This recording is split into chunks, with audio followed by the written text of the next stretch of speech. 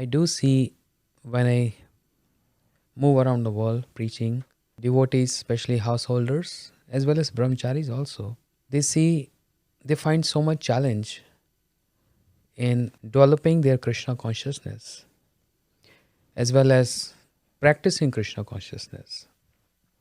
And as you said, earlier years it was more focused towards the temple.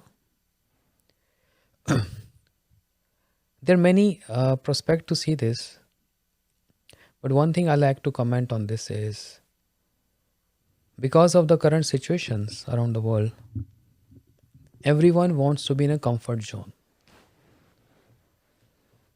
We have to understand we are following bhakti cult. Bhakti is not something which is very easy or easy to obtain. These challenges, we take them as positive aspect that helps us in advancement of our bhakti. Just recently I saw one video, really got a very good insight from that. There was one eagle was not having enough inspiration to fly. The master of that bird was so much sad. Why my bird is not flying like other birds? He's always looking here and there. So he employed a trainer. I'll give you money. Can you train my bird to fly? Trainer said, I'll try my best. And the best trainer. And he charged a lot of dollars for that. Failure. The master of that eagle was worried. Then all of a sudden, he saw a village man, a farmer. He said, that's so simple. I can train your eagle to fly. He said, how come? He said, very easy. Just give me 1 day. He said, just 1 day. The best trainer in the world can't do that. He said, just give me 1 day and and you're going to see the results. And it happened so. The farmer just took 1 day for eagle to fly. Master of that eagle was surprised. How is possible? And he saw his eagle is flying like all other birds. Then he asked that farmer, what magic you know? He said, no magic. It's so simple. I just chopped off the branch of the tree where the eagle was sitting. That's all. When the eagle was in comfort zone, Right. he was feeling reluctant, hesitant. But you break that comfort zone, you start flying. Really inspired. This is a problem right now. Everyone wants to be in a comfort zone. And because of that, not so much inclination and interest or to follow some austerities or running for sadhu sangha association. Break that comfort zone, then you see. Like a person who don't know how to swim. The trainer just throw that child in the water. Right. It learns by its own efforts. So this is what I'm seeing. Householders, they're feeling very comfortable. Actually, Krishna consciousness is not for comfort zone. It might appear what I'm saying is silly, but there's a reasoning. We are taught, especially in our Gaudiya Siddhanta, Atashi Krishnamadi na bhavet grajindriyai sevan mukhe hi jivado swayam me smrute manaha. Krishna cannot be perceived with his senses. But when sevan mukhe hi jivado, when the senses, especially the tongue, is ready to serve Krishna, then Krishna manifests himself on the senses of the sadhaka, of the practitioner. So our goal is not to run after Krishna. The goal of Gaudiya Vaishnava is to make Krishna runs after you. And is there any evidence that Krishna says, I run after my devotees? Of course. Bhagavatam. Anuvrajameham nityam puyat renu angribi. Krishna says, I run after my devotees to take the food dust of the devotee on my head. So it's not in this way that we have to run after Krishna. Put that efforts, endeavors, give up that comfort zone to become uncomfortable. Very good to become uncomfortable, to make Krishna runs after you. Krishna consciousness is not to be always happy. Krishna consciousness is there to cry for Krishna. There are many other lineage, many other sampradayas. They promote, they preach, oh, we have to be happy. Of course. But there is another level of that happiness, which is called crying level. Srila Guru Gobind Goswami Maharaj used to say, crying school. Why Krishna sent Uddhav to Braj to see the crying of the Brajvasis. And the Uddhav, who was so intellectual, direct disciple of Brahaspati, he saw all Brajvasis are crying.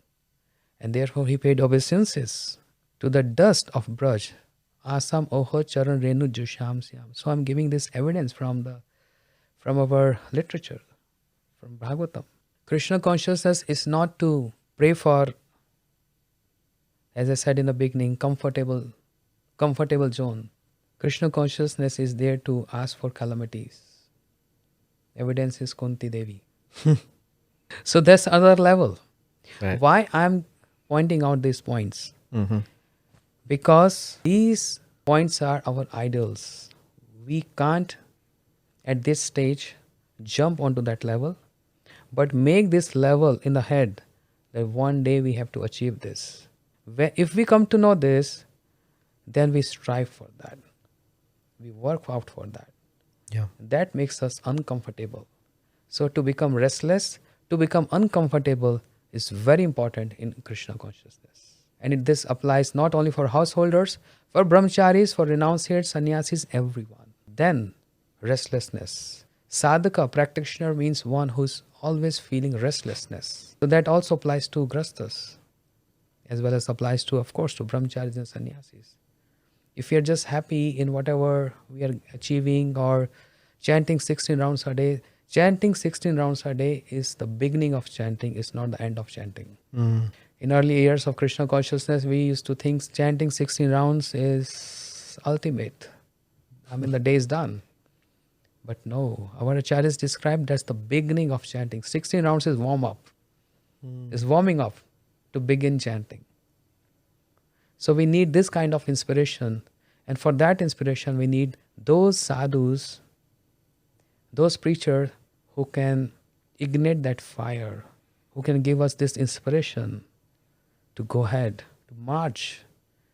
And don't worry about other factors. That will come and go as the course of the life. Discomfort or being too comfortable, what does that, when you're saying that we shouldn't be like that, what does that look like? That look like is just I said, chanting 16 round, I'm done for the day, even though if I have time. That's comfort. Yes. I see what you're saying, yeah. So I have enough time to scroll screen to see my Facebook or Instagram. So the new generation, imagine, I was surprised in India. I asked a child, have you ever seen Shalagram? He said, no, I know about Instagram, not Shalagram. So they are more on Instagram rather than Shalagram. Right. That's what's happening. So we have enough time to scroll on the screen to see who liked, who shared my comment, Yes. rather than giving more effort to associate with sadhus. There's no scarcity of sadhu sangha at present day. There was a time when social media was not prominent, and devotees were hankering. They were crying. We want to hear. But now, YouTube, Facebook, everything is, so much supply is there. And because of ample supply, there's less interest because it's become easy. This is called comfort zone. It becomes easy now because Harikatha is full on Facebook, this preacher, that preacher, YouTube, Google it, Prabhupada lectures, everything is available. But before it was not. Therefore, everyone was struggling and they were running after the sadhus to hear that. So sadhu sangha is so important. The solution for every problem, sadhu sangha.